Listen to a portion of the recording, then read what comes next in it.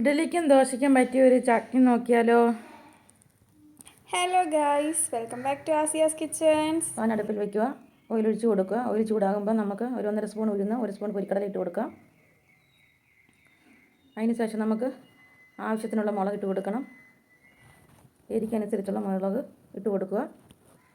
ആ മുളകൊന്ന് വറുത്ത് കോരി മാറ്റി വയ്ക്കാം.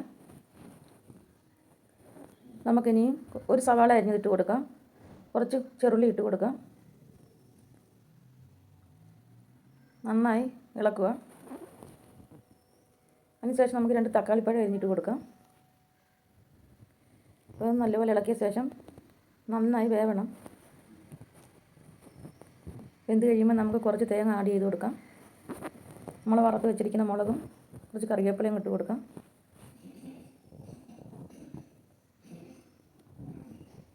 നന്നായി ഇളക്കുക. ഒന്ന് വാടി കഴിയുമ്പോൾ നമുക്ക് വാങ്ങി വയ്ക്കാം. ഇനി തണുത്തതിന് ശേഷം മിക്സിയുടെ ജാറിൽ ഇട്ട് ആവശ്യത്തിന് വെള്ളം ഒഴിച്ച് അരച്ചെടുക്കാം. അതിന് ശേഷം നമുക്കൊന്ന് താളിച്ച് കൊടുക്കാം.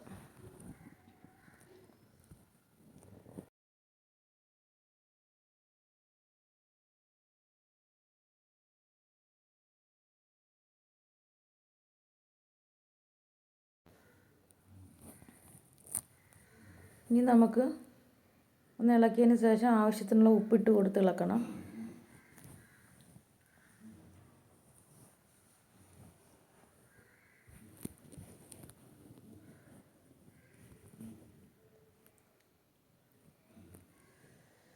അപ്പോൾ ഇവിടെ ചമ്മന്തി റെഡി ആയിട്ടുണ്ട്.